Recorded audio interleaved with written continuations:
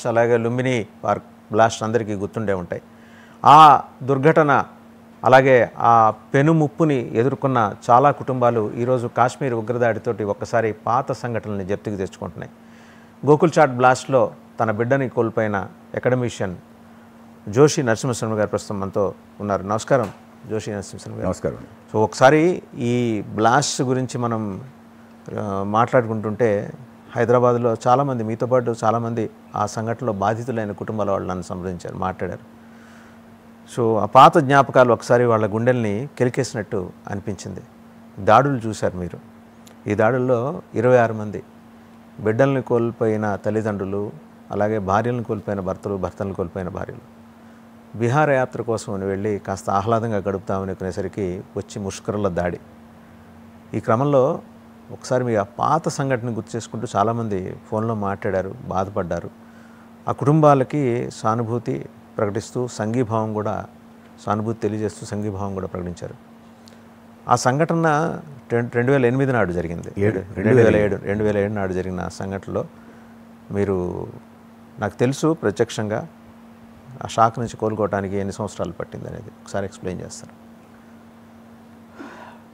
99 ప్రేక్షకులందరికీ నమస్కారం అండి. ఈరోజు నేను ఇంతకుముందు టీవీలో చూసినప్పుడు పాకిస్తాన్ ముష్కరులు కాల్పులు జరిపితే అక్కడ ఉన్నటువంటి వాళ్ళు పిట్టల్లా రాలిపోయారండి కాశ్మీర్ లోపల. వాళ్ళు చనిపోయిన తర్వాత వాళ్ళ యొక్క బంధువులు, తర్వాత వాళ్ళ యొక్క పిల్లలు వాళ్ళ పైన పడి ఏడుస్తూ ఉంటే నిజంగా నాకు ఒక్కసారి 2007 ఆగస్టు 25 సాయంత్రం 7:42 ఇండియన్ ముజాహిద్ లీడర్ అనేటువంటి ఒక రియాజ్ భత్కల్ వాడి యొక్క టీం అరేంజ్ చేసినటువంటి ఒక బాంబ్ బ్లాస్ట్లో 44 మంది గోకుల్చాట్లో మరణించారు, 8 మంది లుంబిని పార్క్లో మరణించారు. ఆ సంఘటన నాకు జ్ఞాపకం వచ్చిందండి. ఆ గోకుల్చాట్ బాంబ్ బ్లాస్ట్లో నా కూతురు, 20 ఏళ్ల కూతురు ప్రత్యూష బీటెక్ 4th ఇయర్ చదువుతుండేది. ఆ అమ్మాయి ఆన్ ది స్పాట్ ఆ బాంబ్ బ్లాస్ట్ లోపల చనిపోవడం జరిగింది. బుక్స్ కొనుక్కొని కాస్త ఏదో టిఫిన్ చేద్దామని చెప్పేసి, స్నాక్స్ తిందామని చెప్పేసి అక్కడికి వెళ్ళి చాట్ తిందామని ఆ గోకుల్చాట్కి వెళ్ళినప్పుడు ఆ బ్లాస్ట్ లోపల చనిపోవడం జరిగింది. ఇవాళ నేను ఆ సంఘటన తెలిసిన తర్వాత గోకుల్చాట్లోకి వెళ్ళి అక్కడ పడినటువంటి ఒక శవాలు, తర్వాత అక్కడ క్షతగాతులైనటువంటి ఒక వాళ్ళ ఆర్తనాదాలన్నీ కూడా ఈరోజు నాకు కళ్ళకి కనిపించాయి. కాశ్మీర్లో జరిగినటువంటి యొక్క ఉగ్రమూకల యొక్క దారుణ ఆ దహనకాండ.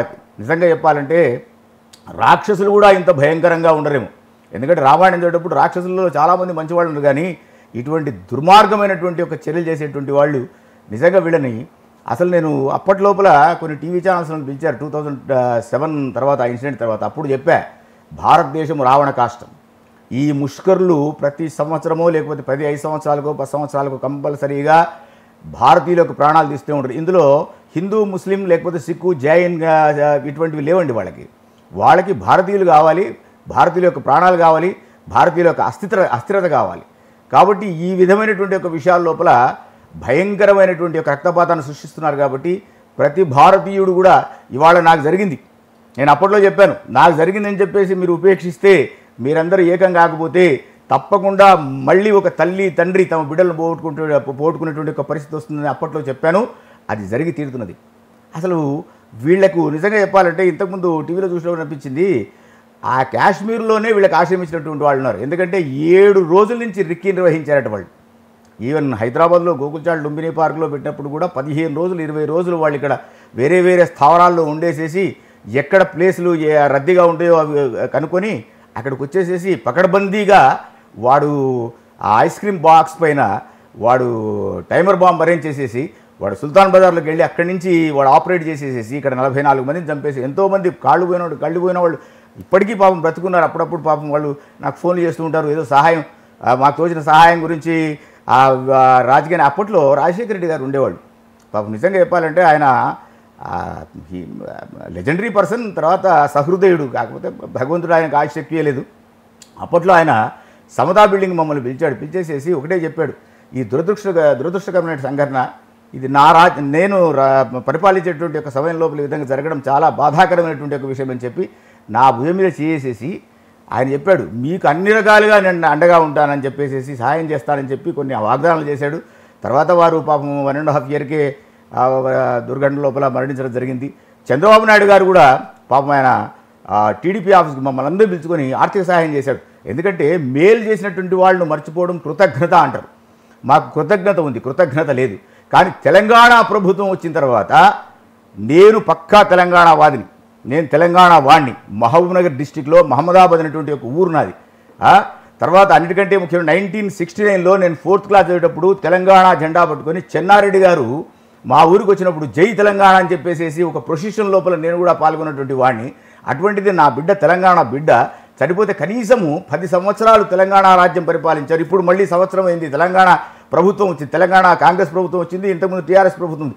ఒక్క నాడన్న కనీసం పిలిచేసేసి ఏనాయనా మీకు ఎట్లా ఉన్నది అనేటువంటి ఒక విషయానికి వచ్చి ఇప్పుడు కొవ్వొత్తులు పట్టుకొని జెండాలు పట్టుకొని బీజేపీ లీడర్లు కూడా రాలేదండి. అసలు బీజేపీ మేము ప్రతి సంవత్సరం ఆగస్ట్ 25th నాడు పోయి ఆ గోకుల్ చాట్ దగ్గర ఫోటోలు పెట్టేసేసి కాస్త పూలేసి తర్వాత అక్కడ వాళ్ళకి నివాళులు అర్పిస్తే ఒక్కడు రాడు. పాపం ఆ రోడ్డు వెంబడి వచ్చేటువంటి వాళ్ళు మాత్రం వస్తారు. ఇవాళ ఏదో అక్కడ చనిపోయారు, తల్లిదండ్రులకు గర్భశోకం కలిగింది, పిల్లలకు తల్లిదండ్రులు పోయారు, అటువంటివి చూసుకొని వాళ్ళు ఏం చేస్తున్నారంటే కొవ్వొత్తులు పట్టుకొని ఒకరోజు ఈరోజు కొవ్వొత్తులు పట్టుకుంటారు, లీడర్లు 4 విషయాలు మాట్లాడతారు. కానీ చచ్చిపోయినటువంటి ఒక కుటుంబాలకు సానుభూతిని చూపించేసేసి వాళ్ళకి సహాయం చేద్దామనేటువంటి ఒక విచక్షణ జ్ఞానం లేకపోతే ఇట్లా జరుగుతుంటాయండి.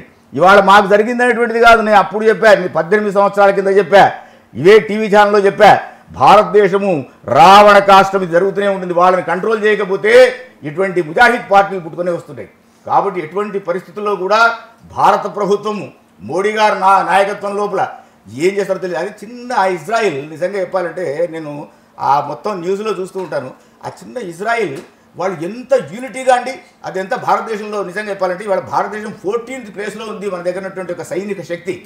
అటువంటి దానిలో ఒక ఇజ్రాయిల్ ఇమీడియట్గా గాజాను నాశనం చేసింది. 100 సంవత్సరాలు కోలుకున్నటువంటి ఒక దెబ్బను కొట్టిందండి. ఇవాళ సరే నా బిడ్డ చనిపోయింది. నరసింహస్వామి గారు పర్సనల్గా మీరు ఎలా చూస్తున్నారు?